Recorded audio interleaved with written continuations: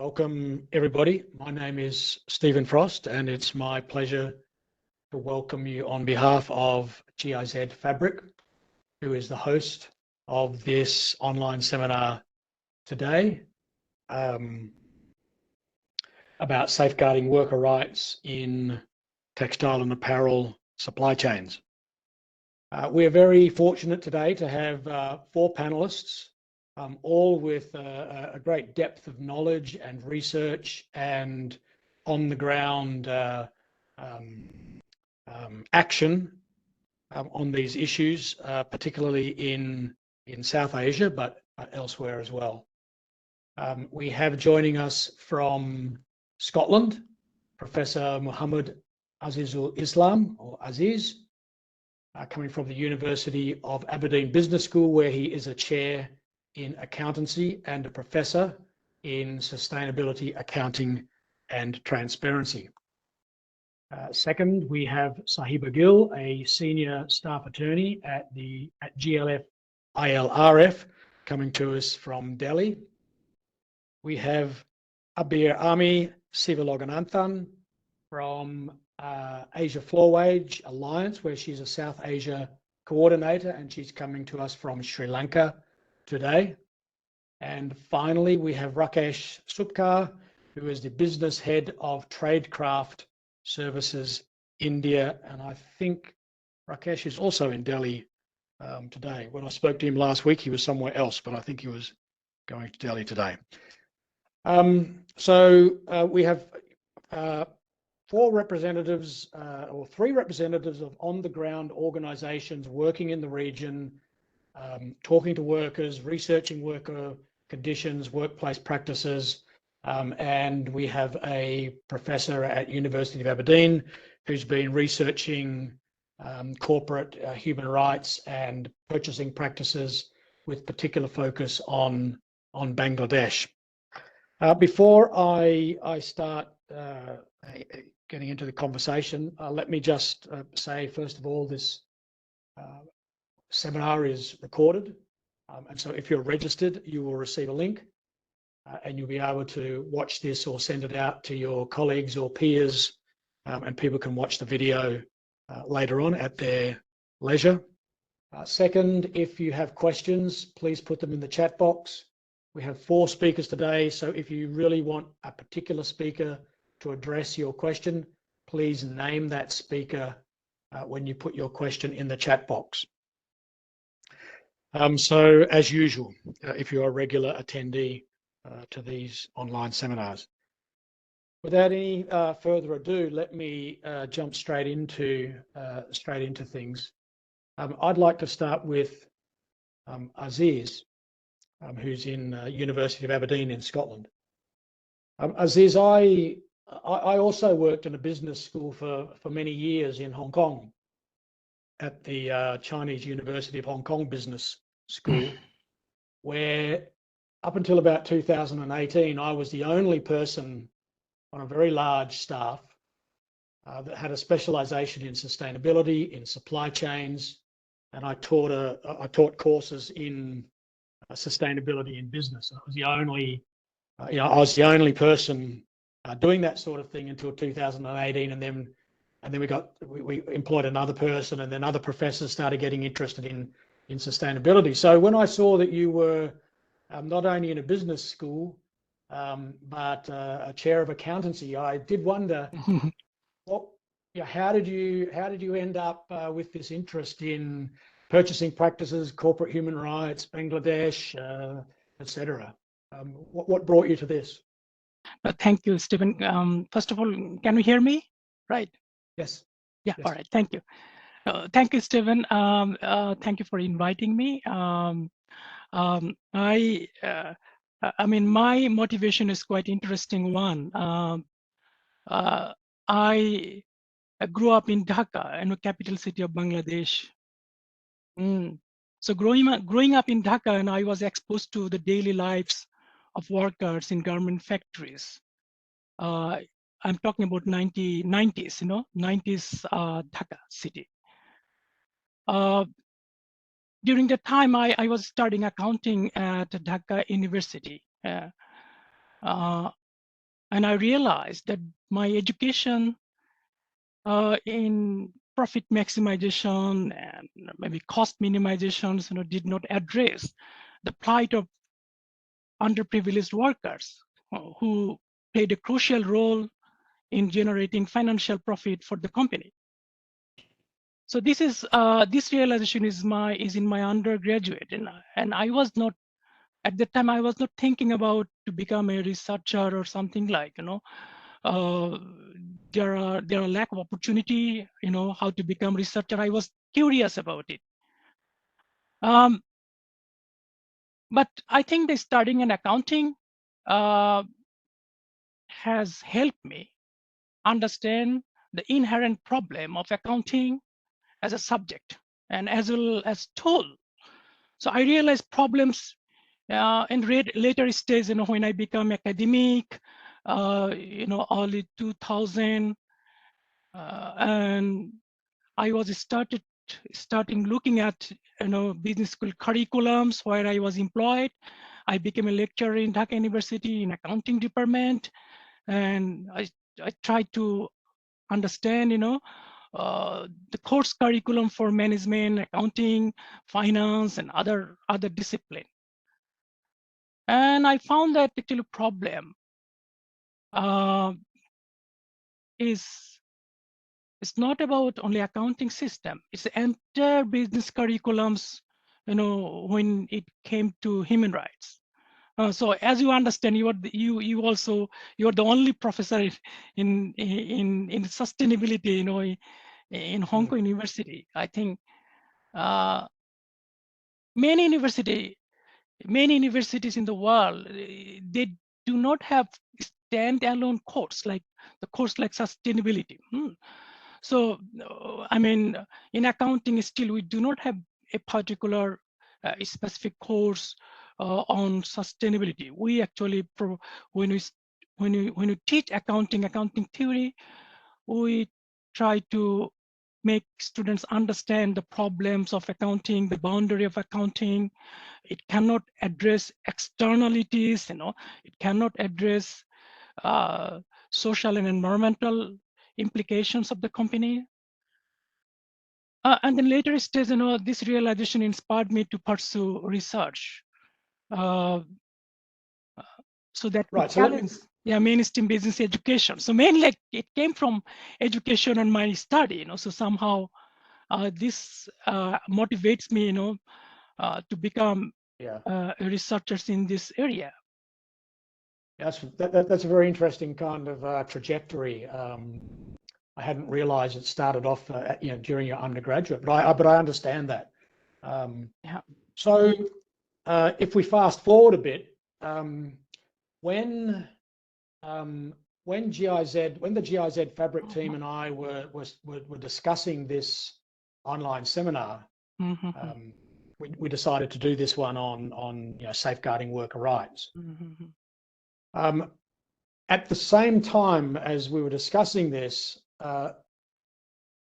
quite a few reports and academic articles popped up at around the same time as we were discussing this, and some of the academic articles that caught my attention were by you. And when I looked into your CV, I saw quite a lot of stuff ranging from social auditing and the issues and problems related with social auditing, modern slavery, unfair purchasing practices, corporate human rights. So you were really sort of touching on a whole range of issues that are relevant for this discussion. And so I thought it would be really valuable to have you come and give some sort of helicopter view almost of what was happening, but obviously with some real on the ground research. And when I started reading your material, I started thinking back to the beginning of the pandemic.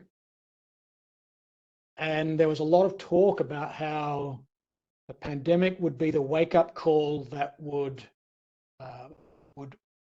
result in a reset of the relationship between buyers and suppliers, the purchasing practices. having that in mind and reading your work, I wasn't so sure that that had happened. So maybe you can give us Yeah, I think, yeah. In the last couple of years, what have you been discovering, and how did COVID-19 fit into that? That's very good questions, Stephen. Actually, I need to talk about my PhD study then, back in 2005 in Melbourne. So actually, when I chose my topic, corporate social responsibility and accounting, and my fellow PhD colleagues, those who are thinking about financial disclosure, how market react to financial disclosures and so on. But I was thinking, okay, I know much about garments and the problem in garment sector in Bangladesh. I thought, why accounting is not addressing these problems, and I was started looking at the connection, where I could build a connection and how retailers and what kind of mechanisms global fashion retailers have brought to address this problem. So financial accounting did not address this issue, but during that time, early 2000, late 2000, I think we found that the corporation, mainly global retailers, fashion retailers, started disclosing within their annual report. Few of them have had separate sustainability reports. And many of them actually incorporating worker rights issue within the annual report, and many actually mention that they're running social audits. Now I know financial audit very much during that time, and how it is different, how social audits is different from financial audit. So it is actually still, I was trying to compare everything with financial report disclosures and social disclosures and social auditing. So at that time, actually, my focus is still corporate disclosure, social audits, rather than going back to Bangladesh and talking to workers and try to understand their livelihoods. So I mean, that actually gave me an understanding that how disclosure social audits are used. If you read my papers, you might have read the papers published before COVID. So you might find, social audits, has been used by companies just to legitimize their operation rather than creating any change or workers' lives. In fact, right after Rana Plaza, so we conducted few research, tried to look at social audits. Actually, social audits were in place during the incidents of Rana Plaza. So that killed more than 1,100 factory workers. Despite that, the social audits, were there. Big multinational companies were sourcing product from Rana Plaza factories, and social audits already there. But it did not solve the problem. Perhaps social audit did not address, the structural problem, fire and safety issues. But if you look at the Rana Plaza, I find that the Rana Plaza incidents, actually, it is not about accident itself, disaster itself. It is actually a matter of forced labor, because workers outside the factories watching cracked buildings. So workers were not interested to go into the factories, given that they saw the fractured buildings. But it is owners who forced workers into, enter into the factories, and then factory collapsed. So if you look at the notion of, accident, it is actually forced labor, that because this incident could be avoided. Building could have collapsed, but workers could be saved if workers would not, be moved to the factories. So this kind of forced labor and modern slavery issues, quite interesting topic. And I found that this is interdisciplinary, and then over time, I collaborated with sociologists, I collaborated with lawyers in UNSW and Australian National University, a few lawyers looking at regulatory disclosures of modern slavery issues. Then in Aberdeen, I collaborated with sociologists who were looking at the livelihood of, people in developing world. And then also finally I have collaborated with tradecraft exchange, now transform trade. So they're the campaign group in the UK, working for workers' rights and how retailers should be held accountable for their irresponsible behavior, because we found that gradually, if you look at my early research, I was mainly were critical about suppliers action. Suppliers are irresponsible, suppliers are Right. are not paying enough wages to the then when I talk to civil society organizations, many civil society organizations, almost 30 over the past 5 years for my research, try to understand where the problem. Then I come up with that the retailers are partly responsible because of the unfair practices. And my research, I might share the recent research published, so I might share the findings today. So if you want to know what is the latest on the unfair practices by retailers. So just before we go to that, you talk about holding retailers accountable. Can you just briefly talk a little bit about how you think retailers can be held accountable for their purchasing practices, really? Yes. I think that's actually brings me to share my research finding. I directly had, we investigated this issue, the impact of global retailers' unfair practices on Bangladeshi suppliers, particularly during COVID time. You may have heard, many stories regarding, the cancellation of order during COVID time.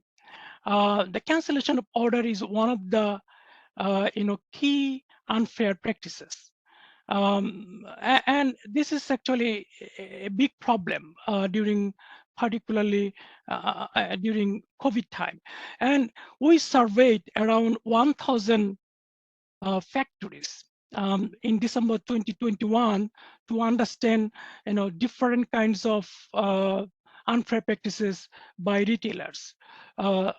And we found 4 different kinds of unfair practices retailers are involved in, like order cancellation, price reduction, refusal to pay goods already dispatched or in production, and delayed payment of invoices. So we found that 51% of factories out of 1,000 factories we surveyed, it is one of the biggest surveys we have ever conducted. So we found that 51% of factories reported that they experience at least one of the 4 unfair practices. And this is actually, you understand that this has impact, this impacted on workers and suppliers. Mostly suppliers, we found that the 20%, particularly during March 2020, the lockdown time in Bangladesh, when government announced lockdown and then buyers, retailers started canceling orders. So 25% workers lost jobs during that time. This is actually according to our survey of 1,000 factories. And we also found that the 20% of factories reported that they actually struggle to pay minimum wages. As you see the problem, when retailers are driving down prices to the point where supply factories are not paid enough to pay their workers the minimum wages. And then we also found that, Stephen, I mean, if you probably read many read our papers, and it attracted media attentions as well. I mean, we found that not a single supplier reported taking legal action against a brand or retailer for cancellation of orders or refusal to pay Right. goods. I want to pick up on that.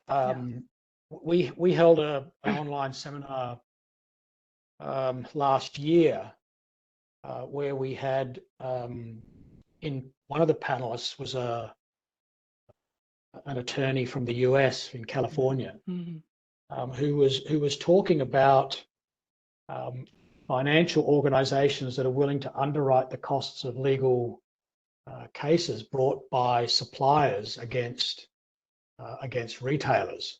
And we had quite an interesting discussion with manufacturers from the region who had never heard of these sorts of financial incentives. I'm going to now move on to Sahiba Aziz, but I'm going to come back to you because I know I've looked through a lot of your work, and there's a lot of material in there, and someone from our IT team has put a link into the chat box for an article that people should go and look at if they are certainly interested there. Sahiba, I'm sure you're hearing a very familiar story here from Aziz. But before we get into the research that you've been conducting and just published recently last month for your organisation, can you just expand a little bit about your role as a senior staff attorney with Global Labour Justice International Labour Rights Forum? Absolutely, and great to be here. Thank you for inviting us, and very interesting to hear Aziz's comments. Looking forward to, having this conversation. Briefly, by way of introduction, I'll say yes, I'm a senior staff attorney at Global Labour Justice International Labour Rights Forum. We're a newly merged organization that's based in Washington, D.C. Where our goal is really to expand worker power in the global economy with a focus on historically excluded workers like women, migrants, and of course, workers from the global south, which are so many of the garment workers in the world. We use strategic research, law, and policy that is integrated into campaigns to achieve worker power, to develop new demands, and drive structural change in the global economy, really through transnational labor bargaining. I am a senior staff attorney here, and I'll mention briefly that our legal work includes some litigation in U.S. courts, U.S. government advocacy, multilateral advocacy with the UN, ILO, some of the IFIs. And then we also are signatory to private enforceable agreements between labor and companies. I've noticed my screen has frozen, but I hope you all can still hear me. It's fine. Okay, such as enforceable brand agreements. So in garments, we are signatory to the Bangladesh Accord, which many of you will be familiar with, and the recent Dindigul Agreement to eliminate gender-based violence and harassment. And as I'll discuss later, our most recent work in garments was an action where we have filed a specific instance to the U.S. National Contact Point for the OECD guidelines regarding Nike's compliance with the guidelines during COVID. So speaking very much to purchasing practices and much more. So we can get into that soon. Yeah, as I said to Aziz when we were discussing this with the GIZ Fabric team, your report popped up, as did the OECD contact point in the US with Nike action.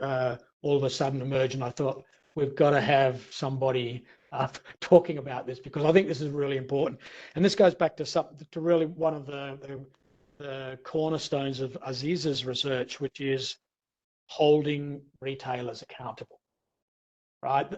I thought Aziz said something really quite interesting that I started in this area of looking at supply chains nearly 25 years ago.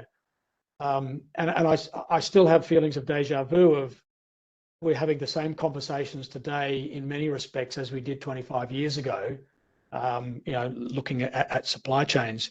And a lot of those early discussions were about suppliers are not paying living or even often minimum wages. And so a lot of the pressure was being put on suppliers.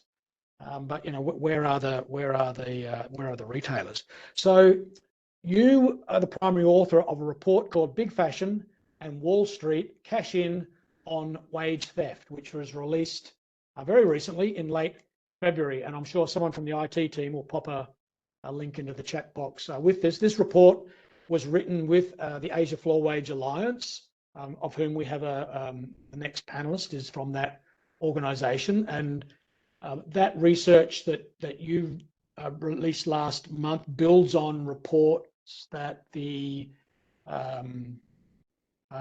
Asia Floor Wage Alliance published in 2021 on called the Money Heist, looking at exactly the same issues that Aziz is looking at: delayed payments, cancelled payments,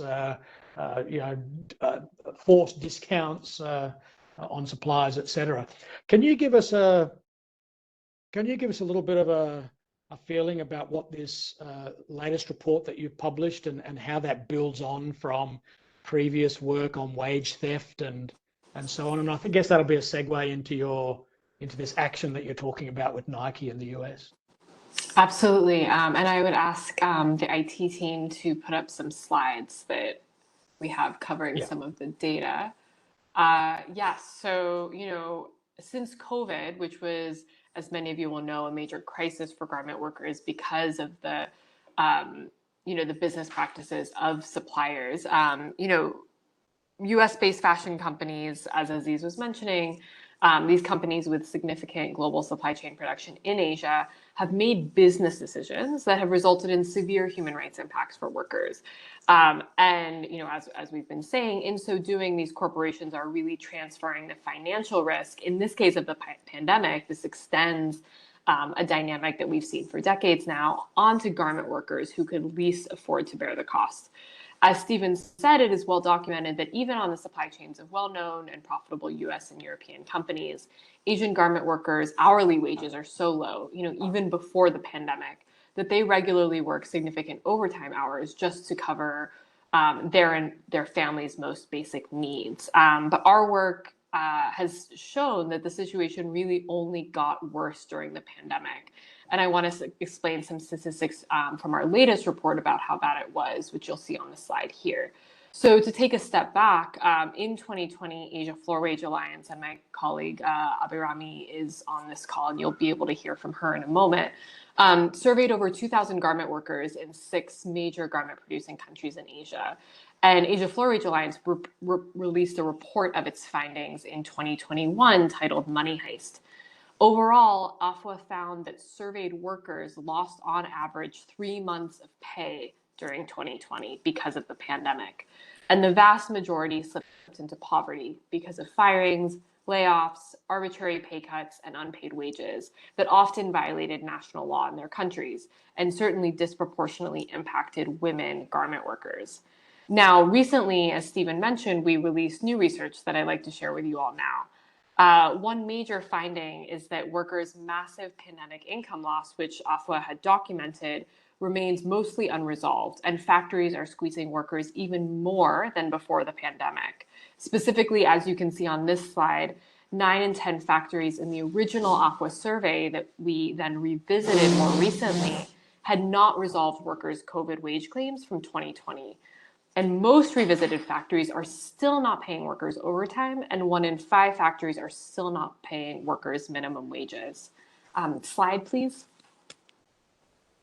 Our new report also puts the spotlight, and this goes to the purchasing practices question, on the responsibility of big fashion companies and their investors for causing this situation.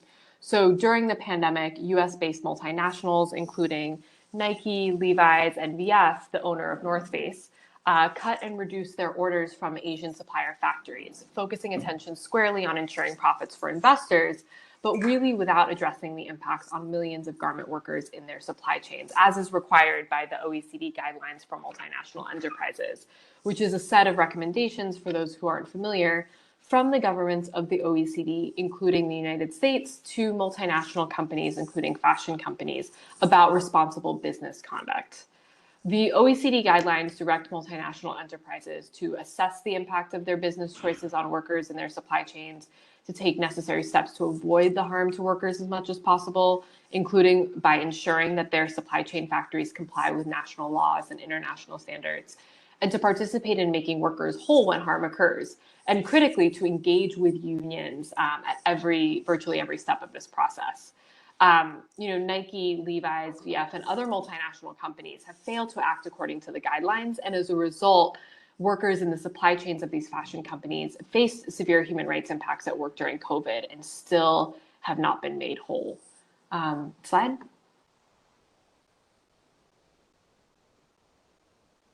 Can we? Oh, great, thanks. So I'll just wrap up by highlighting the other major finding of our new report, which, again, to go to purchasing practices, really shows how much Nike and other multinationals were spending not on workers, through their contracts with their suppliers, but rather on investors while workers were facing those severe human rights impacts during COVID. So specifically, as you'll see here, since COVID, Nike, Levi's, and VF have spent millions and are planning to spend billions on stock buybacks, which you can see on this slide in the far right column.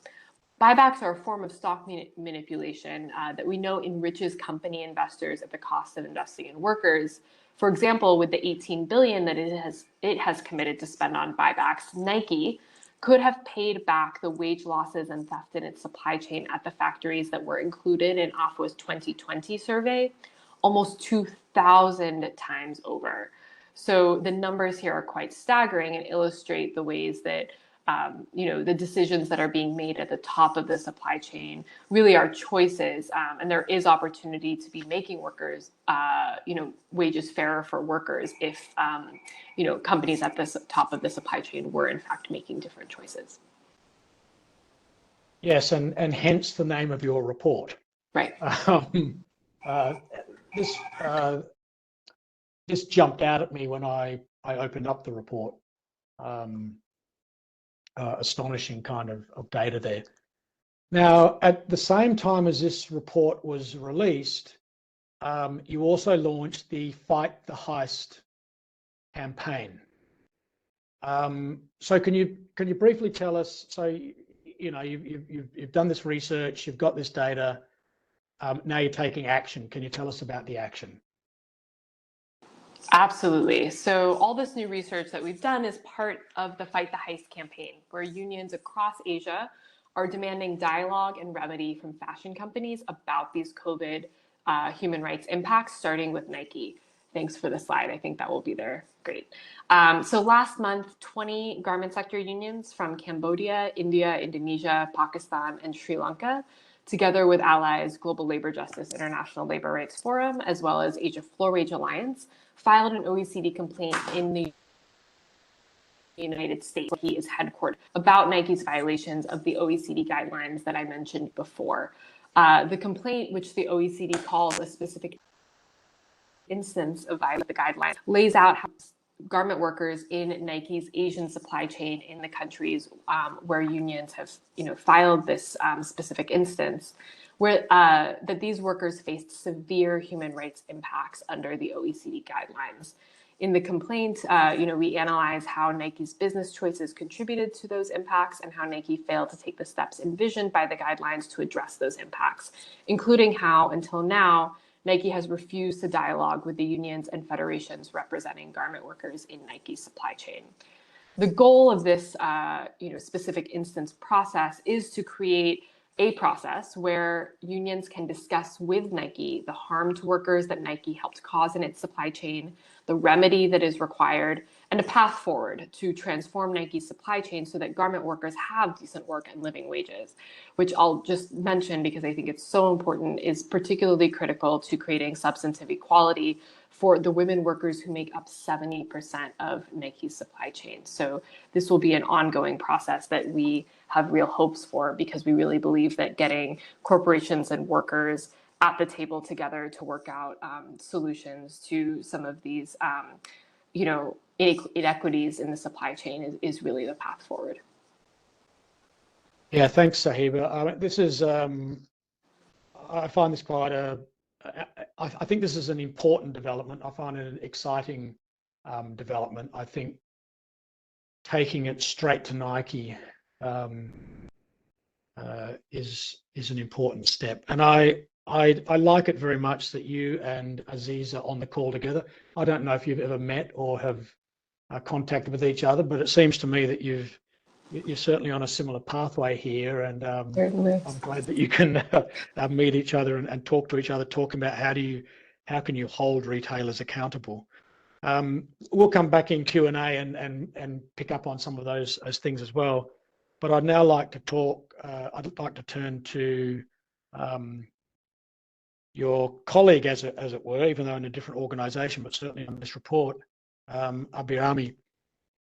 Abhirami, can you tell us a little bit about Asia Floor Wage Alliance? I think anybody who's interested in supply chains and workplace practices in Asia has certainly come across your organization's work. You've been extraordinarily active over a long period, issuing dozens of reports. I seem to have a long list of things on my computer from your organization. But can you tell us a little bit about your role as the South Asia coordinator and your organization? Thank you so much for the introduction and the opportunity, Stephen. So this is Abhirami, based out of Sri Lanka, and then I'm the South Asia coordinator for Asia Floor Wage Alliance. So talking about Asia Floor Wage Alliance, it's an Asian labor-led global labor and social alliance across garment producing countries in Asia. And then we have consumer regions of USA and Europe. So it's founded in 2007, and AFA aims to build a regional unity among Asian garment unions to overcome the limitations of country-based struggle in global production networks and holds global fashion brands accountable. So in Asia, in Southeast Asia, we are present in Indonesia and Cambodia. And in South Asia, we are present in Bangladesh, India, Pakistan, and Sri Lanka. So as an alliance, we work closely with the trade union members and labor rights organization in these countries. So, yeah. Okay, great. As I say, I've been reading your material for a long time. You know, we can, you know, you've been doing stuff on gender-based violence, reports to the ILO, looking at H&M supply chains. I think at the same time, you also did a similar study on Walmart, if I remember correctly, back in 2018. Then you had the sort of the quite well-known reports, the Emperor Has No Clothes reports in the 2020s, in 2020. And then I think a lot of people were drawn to the work that you're doing with the gender-based violence at Nazi Apparels and H&M, which led to a momentous kind of agreement that really, you know, a lot of brands should really take enormous attention of. So you have an enormous, the reason I'm saying all of that is because AFWA has an enormous repository of research, information, contact with workers over you know, 15 years now across major production countries. And just to follow up with, you know, a question that I asked Aziz at the beginning, thinking about not just the time that AFWA has been working on these issues, but considering the pandemic as well, from your perspective on the ground, are workplace conditions improving? Are they deteriorating, or are we just seeing a stagnation of, you know, just leveling off at, you know, certain conditions? Sure. So as Asian Labor-led Alliance, our work primarily focus on ensuring the well-being of workers by holding relevant parties of global supply chain accountable for their actions, which, you know, directly impacts its workers. So since 2008, as you mentioned, our work, you know, like we have been focusing on we have been focusing on addressing gender-based violence, ensuring a living wage for all workers, and guaranteeing workers' rights to freedom of association. So in a way, the research has been done and reports have been published in all these areas over the years. And this has been done in a way so that these garment sector specific information can be, you know, like readily available to facilitate required process for worker protection. So all these reports you have mentioned, you can even see it in the chat, I assume, and the research we published over the years show the way the situation has evolved for the workers. from times of high economic growth globally in 2018 to the pandemic that followed in 2020 and the economic crisis situation that began in Sri Lanka. And then now you can see its continuation in other countries, especially in Asia. So when we're talking about, especially with the COVID crisis, it has been 3 years since the pandemic. Whether we choose to say, like we can even say that pandemic now is over or almost over, but for the garment workers, the crisis still far from end. We know how the crisis stretched their lives of Asian garment workers. So as like Sahiba mentioned, the lost on average 20% of the normal wages in 2020, the workers lost roughly 3 months pay on their average. They have received no payback and then remain in permanent crisis with the factories continuing to steal overtime pay or pay sub-minimum wages. These all documented in our report Money Heist from the survey over 2,000 workers in 189 factories.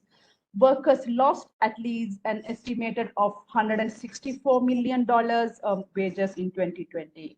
So the changing situation over these time periods and the factual data available have shown how workplace conditions have at most been stagnant, and as a result, as a global economy is faced with verifying crisis. Workers are the first to be affected, and then we, like plugging them deeper into crisis. So available published information reflect the extent to which garment sector workers are able to withstand changing political, social, and economic environments, and their ability to maintain a dignified standard of living will give a clear picture as to whether workplace conditions have improved or worsened. So significance of similar issues that have gone unresolved over the years, and the very exist of its overtime conditions research shows how little has been done to transform global supply chain. So to sum up, in a sector where a majority women workforce is employed, addressing gender and power imbalance should be important. Gender-based violence present within the sector and the immunity of big corporate to national and international laws and the continuous exist of these very same issues over the years without any concrete solution is a major concern. Research published by AFA focus fully on the perspective of workers and should be set a foundation on which action should be initiated to assess and then re-evaluate labor practice within the supply chain, if intended to continue and to be recognized as globally ethical and responsible brands and suppliers. Yeah, thanks very much for that. I want to follow up with another question here, a little bit different, but continuing with the theme of which Aziz mentioned, holding retailers accountable, and which Sahiba is, holding retailers accountable. I was very interested in back in March 2021, so nearly 2 years ago now. It was reported in various sources that AFA was using legal challenges to argue that global clothing brands should be considered joint employers along with their suppliers under national laws to be held accountable for alleged wage violations during COVID-19 pandemic, with legal complaints filed against H&M, Levi's, Columbia, Asics, Donna Karan, New York, and Tommy Hilfiger. Was this a precursor to the current challenge to Nike in the US, or was? Can you explain a little bit about that legal challenge? Because I read about it and I got quite excited, but I'm not quite sure what happened to that, or where we are with that. Yeah, sure. So it's a new concept that like AFA has been trying to experiment in Asia. So with the pandemic and then garment workers being one of the hardest hit, where regardless of nationwide lockdowns were asked to report to work. AFA took upon the task to ensuring that workers fairly compensated for the work they have been doing. Our data, like back in 2020, which shows that regardless of putting in work expected by suppliers in order to cover targets to accommodate global brands, workers were faced to many labor violations from different forms of verbal, physical, and then mental abuse to unfair dismissal and layoffs to significant pay cuts that pushed workers further below the poverty line. All these and brands continue to earn profits without any concern, while at the same time, even their suppliers were making profits due to the exploitations workers were subjected to.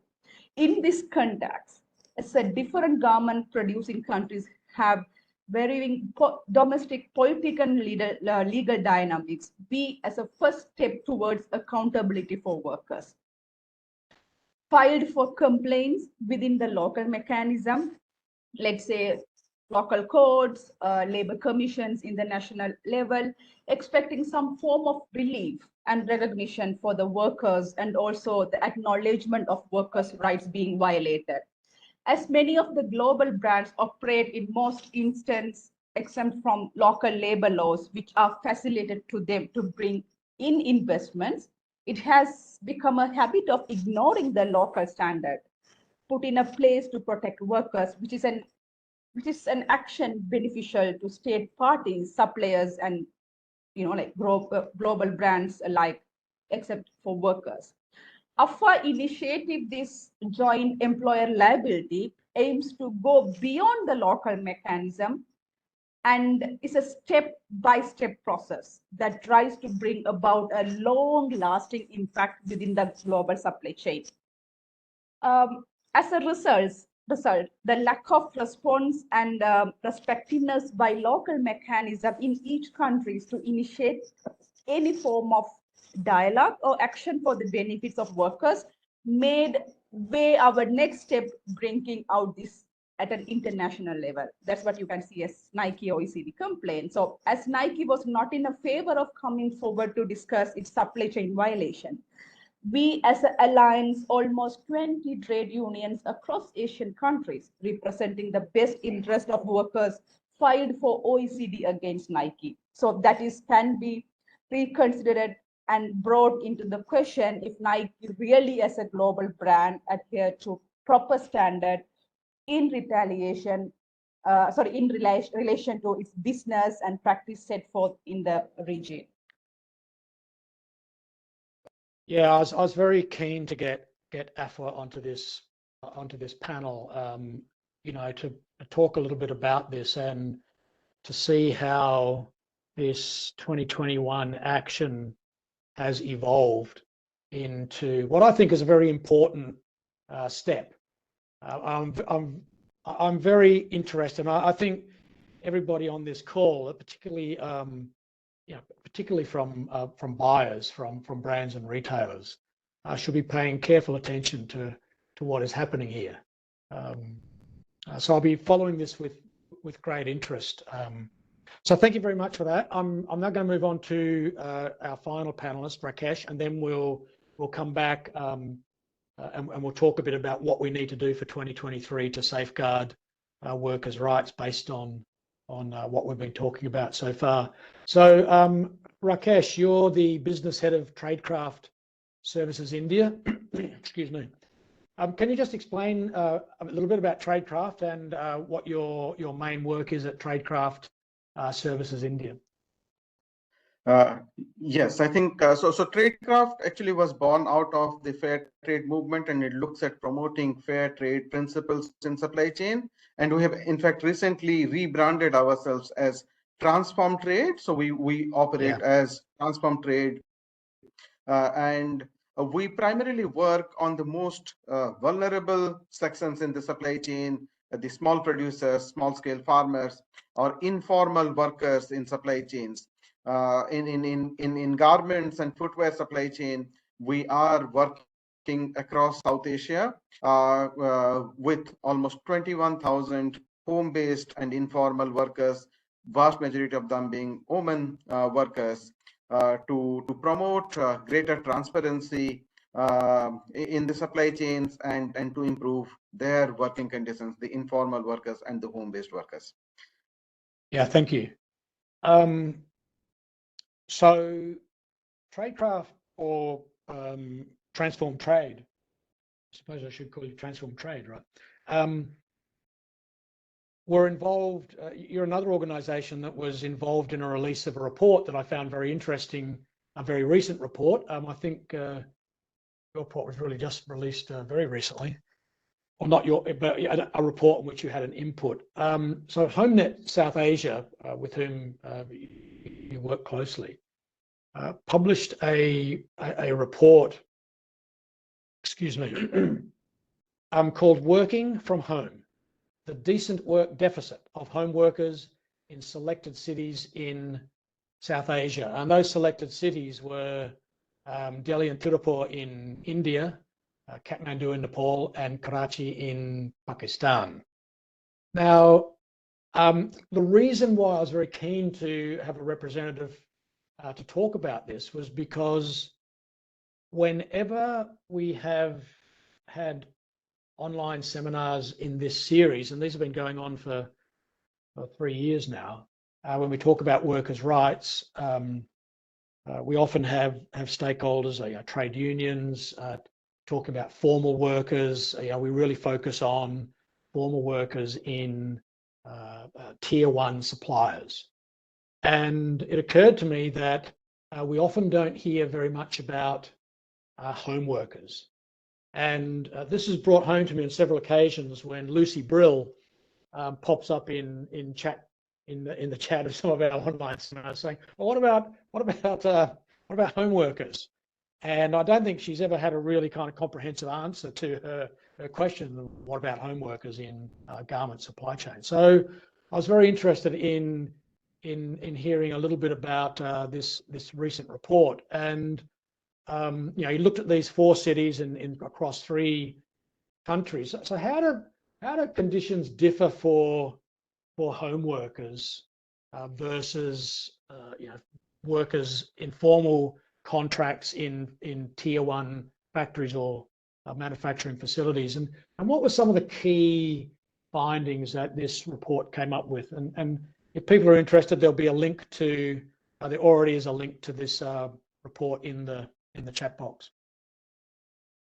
Yes, Stefan. I think one thing when we speak about garment workers that we often miss is that apart from the workers that are working as in the formal factory setting, there is a very large number of workers in the informal setting who are doing subcontracted work, who work in informal local units, or even from their own home settings. There are estimated to be almost 50 million home workers in South Asia, with majority of them producing textile and garments, and a vast majority of them, these home workers, being women home workers. As you know, women have to balance their livelihood or income earning potentials with also caregiving responsibilities. Disproportionately high amount of caregiving responsibilities falls on the woman member in the household, and hence they often end up being home-based workers who are working. They often don't have fixed wages or monthly pay rates. They work on piece rate basis and dependent on contractors and on other intermediaries for a livelihood. And they constitute a very divided workforce because they're widely scattered, working on an informal setting. A very small minority of them have been able to join any kind of trade unions. So the typical trade union movement has often failed to mobilize these home-based workers. Many of these home workers do not know the company or the brand that they are producing for, and the fact that there are millions of other home workers like them exist, where the goods are sold and what kind of prices that these final products that they are contributing towards are selling for. And due to the informal nature of their work, they do not have the formal agreements or any kind of negotiated piece rates or wage structure, etc., which and their work is severely undervalued and often completely unrecognized by the brands or the factories that they work for, and they're subject to both economic injustice, but also a lot of gender-based harassment and injustice as well. If I could invite our technical support team to share some of the slides that I had kind of put in terms of, so this report, or this is actually, we in 2019 had put together a coalition of like-minded agencies who worked towards improving the conditions of home-based workers. So we as Transform Trade, we work closely with Home Workers Worldwide, a UK-based nonprofit that focuses on home working, and with HomeNet South Asia, which is a collective organization of home workers, and they have member organizations of home workers collectives all across South Asia. And jointly, this coalition was co-funded by the European Union for this program called the Hidden Home Workers. And this program has come out with this recent report that Stephen, you mentioned about the decent work deficit for home workers in selected cities. If we can move on to the next slide. So, so this report really looks at,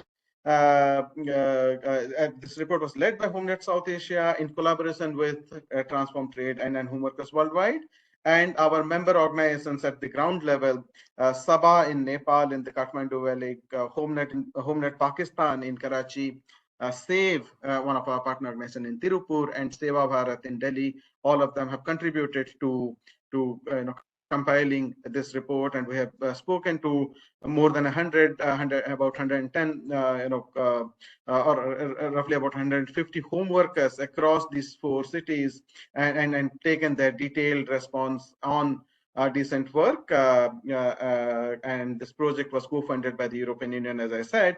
And many of these supply chains that we have mapped, where home workers are working, are linked to more than 110 different international brands and buyers who are working in these clusters, and the project works towards improving their working conditions. If we can move on to the next slide, please.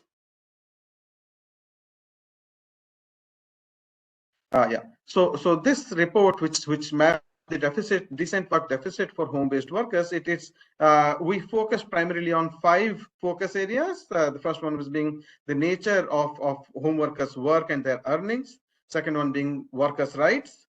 Third, around workplaces and health and safety issues for the home workers. Then around social protection and social security, and the last one being social dialogue. If we can move on.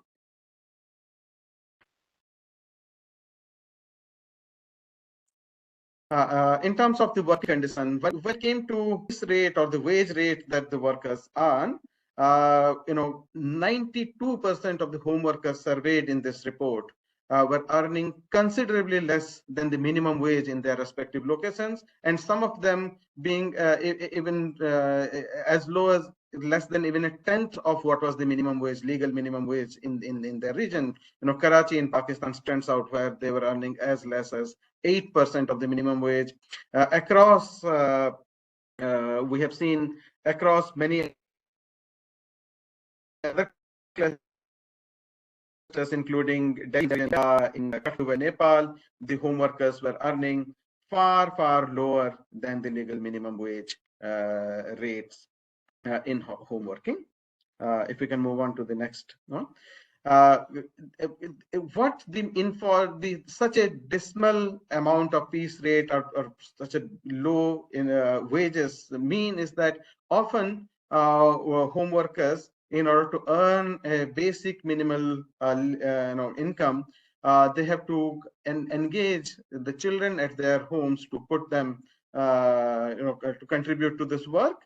These low levels of income and irregular work has meant that almost 43% of the home workers surveyed in Karachi, Pakistan, reported about involving children under 14 in or often below 14, but mostly between 14 and 18 in the work, in completing the work. And the same, I think, almost 20% of the home workers in Delhi, 14% in Kathmandu, and 13% in Tirupur reported engaging children at work. What is to be noted here is that it's not just the risk of child labor or engaging children at work. but also the driver is further accentuated by the fact that the work is often irregular. There is particular seasons when the home workers get a lot of work, and then many months that they don't get sufficient work. And when the work is available, it's often at a very, very short deadline that they have to complete and return back the order back to the subcontractor. So they have to maximize the number of hands that are contributing to it. If you can move on to the next slide, please.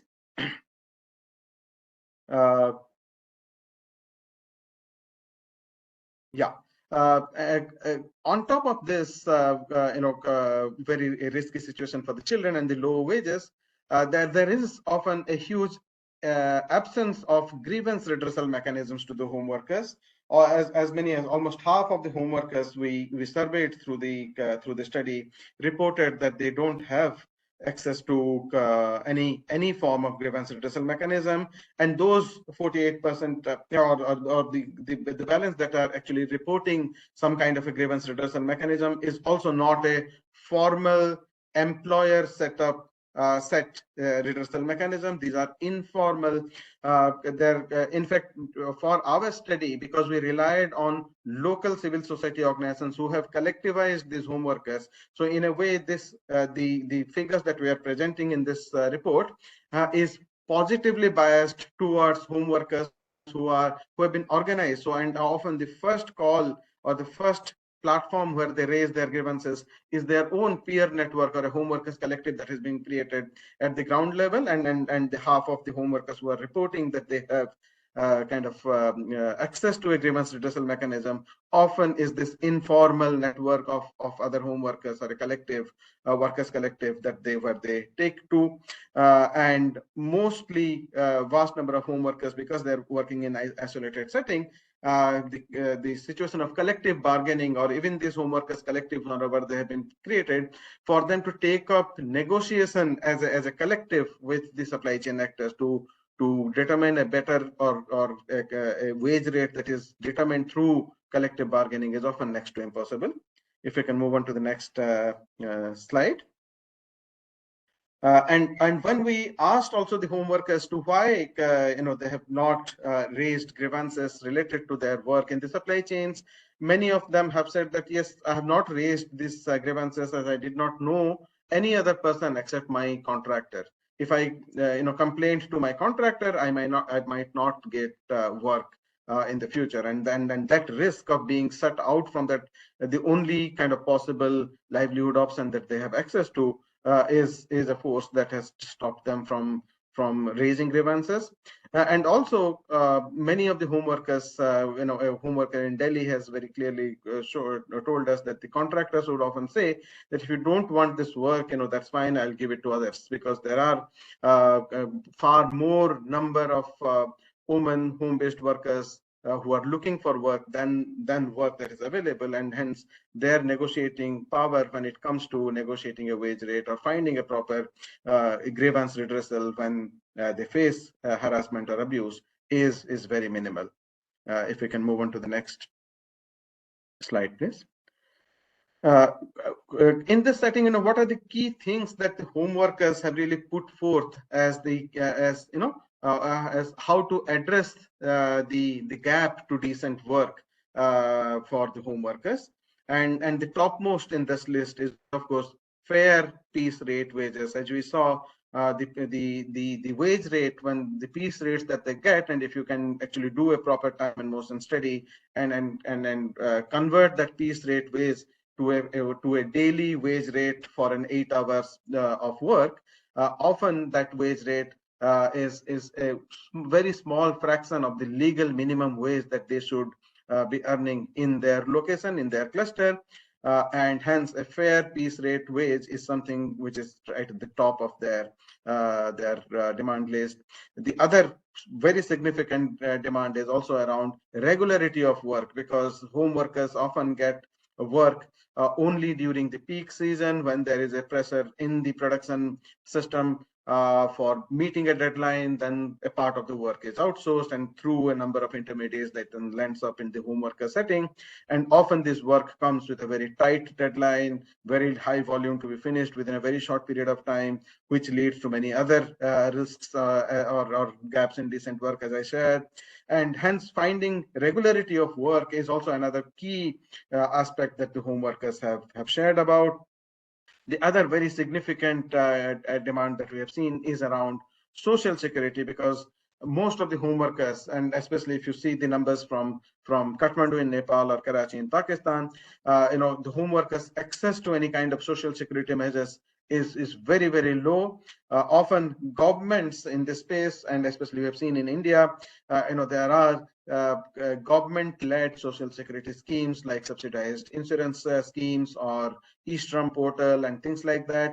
But often home workers find it very difficult to be able to access those schemes that they're entitled for and which are being made available by the government. But their isolation and the lack of support in even connecting with those schemes means that they have very, very little access to social security. If you can move on to the next slide, please. What are the recommendations for the businesses? And as I said, we have seen in all of these clusters, outsourcing of work, subcontracting of work, and work flowing on to the home workers in all the major garment producing hubs across South Asia is quite uniform. In every single major garment production clusters, you will find informal workers and home-based workers.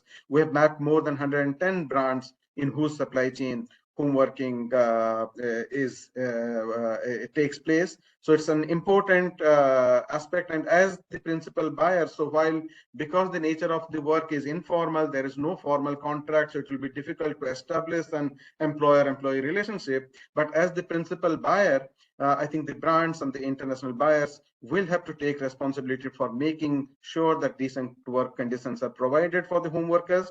So what are the key recommendations that we provide or that emerges from this study or this report for the brands and businesses? The first and foremost is to really acknowledge home workers as workers in their supply chain and proactively engage with them by working with their suppliers, local civil society organizations to facilitate human rights due diligence and making sure that those gaps identified through this due diligence process are being addressed to. Also, often we have seen this home workers remain hidden in the supply chain, or the suppliers are hesitant to declare that they are doing subcontracting work or they are engaging home workers because the purchase policy of the brands prohibit or constrain them from engaging informal or outsourcing work. And so having an inclusive policy on home working and making an explicit commitment to the suppliers that they will not ban, that they do not ban home working is something that will go a long way towards businesses making sure that these decent work gaps could be addressed. Yeah. Yeah, well, thank you very much, Rakesh. Very interesting. Can I just throw it open to the panelists now? Because you've all got huge experience in this area. Do any of you have any questions for each other, or would like to make any comments about each other's research and findings and the action that you're taking? I'll just throw that open to you because I feel you all know a lot about each other's work. Does anyone want to ask each other any questions? Or I have, Stephen, I have just comment, on Shahiba and Abirami's work, and quite interesting work. I mean, this is very, very complementary what we have done. Particularly one particular finding, I must say about they found that 20% of suppliers did not pay minimum wages. Exactly the same figure in Bangladesh we found, based upon a survey on 1,000 suppliers. Suppliers say that they are struggling to pay minimum wages. The 25% of suppliers struggling to pay minimum wages, which actually, we put a research question or survey question in this way. We did not have direct questions to suppliers like whether they're unable to pay minimum wages, but we put question indirectly, right? Whether they face challenges. So I think this is exactly the same, percentage, what you have found surveying on workers, right? Your survey on workers. So I mean, Interesting. this finding is quite striking, and then you see that the problem of paying minimum wages, even they don't follow legal requirements, and retailers should have responsibility on this aspect. And this is one aspect. And one more actually comment on their recommendation, like that their alliance with different trade union groups come together and then then campaign for remedy. So I think this recommendation was quite interesting, and although we have a different recommendation from our project, how to hold, particularly how to hold British retailers or UK retailers accountable. So our suggestion is to find a fashion watchdog. So the policymaker should come up with a fashion watchdog in the UK, or fashion adjudicator who can monitor the fair trading practices. So this recommendation probably different from due diligence recommendation. Due diligence law already incorporated by Germany and other European countries also thinking of. I think we find our recommendation is complementary, so to workers alliance, worker trade union alliances, or in the legal form, like the Due Diligence Act and UK Modern Slavery Act. You can see is very light in terms of holding corporations accountable for their supply chain irresponsibilities. But I think all recommendation I find, if you put together, so that would be more effective Right. to hold Right. retailers.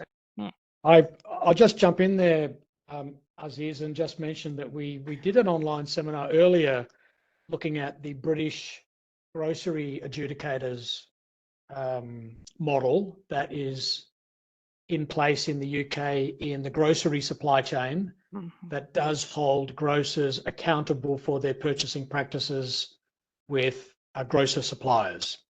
And we had an entire online seminar on that, with people talking about that, and then talking about how that could be transferred to the fashion industry.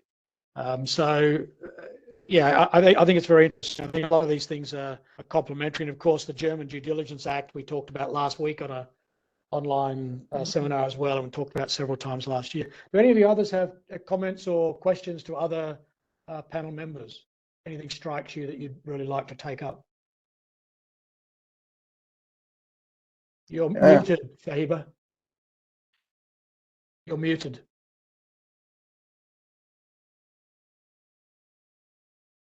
I can't hear you.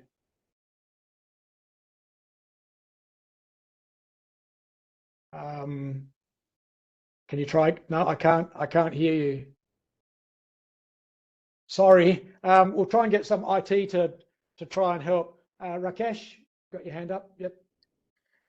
Yes, I had a comment to make about, I think, engaging with brands, especially because in the work setting in which we work with for the informal workers, it's very difficult to pinpoint which brands or which buyers, or even from a brand perspective, it's very difficult for them to understand their supply chain map and see which are the home workers and informal workers engaged in our supply chain. So I wanted to make an appeal to the brands or the buyers representative that are listening into this webinar. The Hidden Home Workers program has put together a step-by-step toolkit. So any brand or buyer who wants to engage and improve the situation of home workers in their supply chain, they can use that toolkit. It's freely available on a website, and if I can request the tech support team to provide the link for that toolkit, that would be a resource available. And over the next 6 months of our program with the EC funding, we are in a position to support any brands that are looking to engage with home workers in their supply chain. So do feel free to reach out to us. We'll be able to offer support, and you already have the free resources available online if you want to use the Thank tools. you, Rakesh. And IT people have put that link to your toolkit in the chat box. I would, yeah, I've seen that. I would recommend that to anybody interested in this issue. Dr. Muzammil Hussain has a question for, I guess this is really to Rakesh, which is what part of the textile value chain goes to home workers? As far as he knows, it is mostly some work related to accessories and removing extra threads or, trimming up this sort of thing. So is this market much larger than actually reported, or they only report a part of what is actually going on? There are multiple tiers of contractors which can hide actual extent of home workers. But I guess what part of the textile value chain goes to home workers? Do you have an idea about that, Yes. Rakesh? Yes, actually, and Muzammil is quite right. So before we even started this program, even in our own understanding, the understanding was that home working essentially means this kind of specialized embroidery kind of work that can be done through within required hand working, and hence many of the brands had specific subcontracting guidelines as to how this work can be subcontracted to home workers and things like that. And that was always thought to be very small marginal number of textile workers that are engaged in that. Yes, there are home workers like that. They're highly skilled and they offer a specialized service, so to say, or value addition to the supply chain. But what we have discovered is actually in every single large garment hub, there are informal subcontractors and informal subcontracting going on. And there are home workers who are doing simple things like putting on buttons or doing the final packing, doing cutting up the excess thread, finishing work in garments. So regular work that ideally should be done in a factory setting, but the reality across South Asia, and it's not limited to any one country or any one cluster, across South Asia, in India, Nepal, Pakistan, we have mapped it. I'm sure this is quite prevalent in Bangladesh as well, or Sri Lanka as well. Across South Asia, we have this phenomenon of informal workers, home-based work, informal units where garment manufacturing takes place, and then large number of international buyers are engaged in those supply chains. Thanks, Rakesh. I'm going to come back to Shahiba in a minute, but I got a question from Sumia Suchi. Do you have a list of the brand names where you have had these cases? Now, I think this is to Rakesh. Rakesh, you mentioned 110 brands you reached out to. I'm guessing that this is a question to Rakesh. Can you answer that? Rakesh? Yes, I can. Well, I think so. While through our mapping, we have come across home workers working on clothes that had labels of international brands. But as I said, because of the informal nature in which this work takes place, it will be very difficult for us to establish an employer-employee relationship. So as a project, we have taken a call that we would not get into naming and shaming of this brand or publishing this list of 110 brand name in a public forum where we cannot actually legally establish an employer-employee relationship. But rather, wherever these brands come up, we try to engage with those brands on a one-on-one basis. And in most cases, we have seen the brands themselves are not aware that their work is going out to informal settings, to home-based workers. So we try to work along with the brands, try to map their supply chain using the transparency toolkits, and try to improve the situation or fill the gaps in the decent work situation there. Thanks, Rakesh. Sumi, if I've misunderstood your question, my apologies. I was guessing there a little bit. Shahiba, let's come back to you and see if your mic is working. No.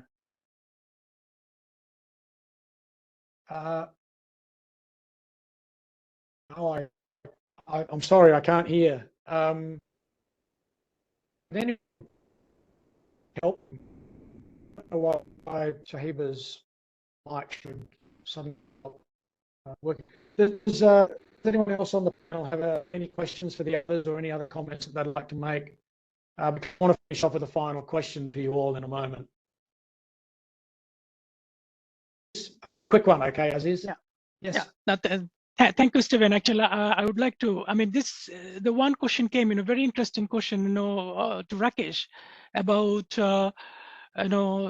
tracking brands whose supply chain used informal, or home workers. So this is a fundamental problem of transparency and traceability issue. The civil society organization in the UK and USA, they demand factory disclosures. The disclosures where the products come from, which factories brands are sourcing from. So the traceability, in terms of when you talk about traceability, we need to track where this product come from, and if some clothes produced by or probably handled by home workers somehow. I mean, the brand should disclose those those supply chain. Yeah, this is hidden workers. Yeah, absolutely. Sahiba, are you having any luck here with your mic? I'm feeling quite bad that we can't hear you.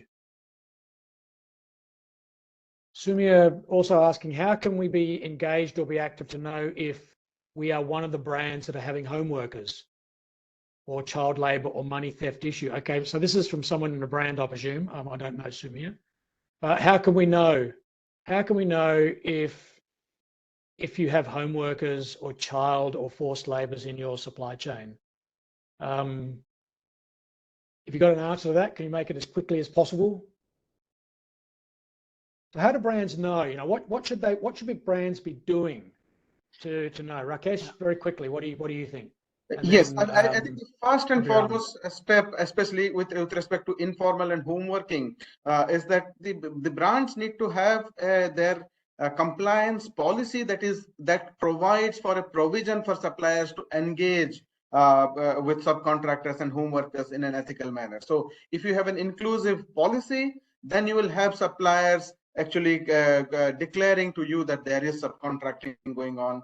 And then there are, as I have shared, I think there are specific toolkits that provide you step-by-step guidelines as to how to go about mapping that and addressing those issues. So resources are available. Abhirami? Sorry, Rakesh. Yeah, thanks. Abhirami, you wanted to say something? Yeah, so regarding the money theft issue, in our report back in 2020, we have named 15 brands who committed the wage theft in their supply chain. Right. And then we have approached those 15 brands from the national level through the unions, writing the emails, and then informing them about their due diligence and then human rights violations. Also the same way that we also reach out few brands regionally, signing all the Asian unions across the Asian countries, asking for a meeting. So if you are not there, feel free to reach out us if you want to have further discussion on the wage theft. We do have almost like 40 data of brands who committed. So we only put out 15 brands out there, but then we're happy to talk. Abhirami, if a brand came to you with that question, would you work with them and conduct research? It should be a discussion, Stephen, how, what manner, what basis they wanted to, but then, we are always welcome for the dialogue and then, help to approach here. Yeah, I think the thing I'm really hearing from you is that brands need to be engaged with key stakeholders in the supply chain who really know what's going on the ground and who can answer these questions. And if they can't answer these questions, have the means to find out. Yeah, and so Tasmin, your colleague, has been putting things into the chat box there that I think are also helpful for people. Sahiba, do you want to try again with your mic?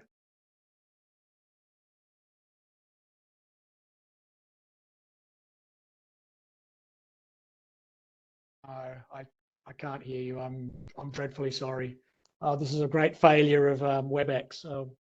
Writing to them and castigating them. We've got very short time left. I do want to get to this question. I know, Aziz, you're putting your hand up, but I'm going to play. What do you think the key agenda should be for 2023? I'd like to ask each one of you individually. what do you think the key agenda should be on the issue that you're sort of most focused on, that brands or whoever needs to be involved in to improve, to safeguard worker rights better in the supply chain? What's the key that we should do this year? I'll start off with you, Aziz. Thank you, Stephen. I think, as you know, our recommendation is to, for the UK government, particularly, sitting in UK, and we are talking to some MPs, the British MPs, to introduce a bill in the Parliament on fashion watchdog. So there should be an adjudicator, exactly, as same as grocery adjudicator we have. So we just simply want, there's another adjudicator for garment supply chain. So Beautiful. So that is actually our main goal at the moment. And I just want to add one issue, like in one questions, in the chat box, I can see that what Rakesh already answered, like how brand, can know the home workers or forced labor, child labor. So brand at the moment, or one single mechanism they have put in place, that is compliance audit. So they have a code of conduct, and then follow, they appoint internal, external compliance auditor to monitor the factory, premises. But that does not actually stop, forced labor. That does not, stop using home workers. So because the audit sometimes not surprised audit, so audit is not regular audit. So audit could be done just before placing the order. So audit mechanism, I'm critical of audit mechanism. The only mechanism they have. Yeah. Okay. But yeah. Thanks, Aziz. Abirami, what's one thing that you think needs to be done to safeguard workers in 2023? Sure. So as I talked, and then Sahiba also indicated, pandemic wage theft cases are still unresolved. So we need to put an end to it. We cannot give amnesty for this kind of violation. We need to hold the brands accountable on the wage theft and to make sure it doesn't happen again. So we would like everyone to join the Fight the Heist campaign, which we launched a couple of months ago, and then we will keep working on it to ensure the garment workers get justice and then keep demanding their wage theft back. So that's going to be the main agenda for the textile and apparel workers in 2023 for AFA. Thank you. Rakesh, from your perspective? From our perspective, I think the topmost agenda in this year in 2023 should be that the brands and buyers recognize and acknowledge home-based workers and informal workers as people who are engaged in their supply chain, who are adding value to the supply chain, and hence proactively engage with these home workers collectives to try and address the gaps on decent work that are prevalent there. And I think we are still in a time where brands have the opportunity to proactively engage and address this issue. But very soon, actually, legislative requirement for the brands, like the human rights due diligence law coming out in the European Union. There is a forced labor guideline. In UK, you have Modern Slavery Act, and as of now, it's not mandatory in terms of, or it's not, taking this mandatory provisions. But once this come into force on a level, and there are penal actions for the brands, you anyway will have to be forced to look at this. So it is in fact important for brands and buyers to proactively engage with home workers collectives, with civil society organizations, make sure that they have an open and transparent supply chain, and take measures. There are tools and techniques available to have home workers inclusive policies and work with them in a compliant manner. Thank you, Rakesh. Shahiba's mic is still playing up, but she has posted something in the chat box, but I'll read it out for anyone watching the video later on. So from Sahiba, it's critical that fashion companies come to the table to bargain on a way forward post-COVID for decent work and living wages for workers, echoing Abirami, follow the fight, the heist campaign. That's follow the fight, the heist campaign, which Abirami mentioned and Shahiba talked about earlier, and there's a link somewhere up in the chat box for that, and support workers in driving accountability. Here. We apologise to Shahiba for the microphone malfunction. I wish that hadn't happened, and so we're sorry for that. So it's just and so Tasmin has put in the chat box more about the fight the heist campaign here. I think everybody on this call or watching it later should go and have a look at that, if only to know a very important step that's been taken to hold brands accountable. This is an important step in, as Aziz says, holding retailers accountable. So it's just up to me to say thank you very much to our 4 panelists, to our IT team who's been busy in the chat box, putting links and stuff in there for people to click on. I recommend all of them there. And from GIZ Fabric, thank you all for attending. Stay safe and stay well. And it's goodbye from me and all of us at GIZ Fabric. Thank you very much.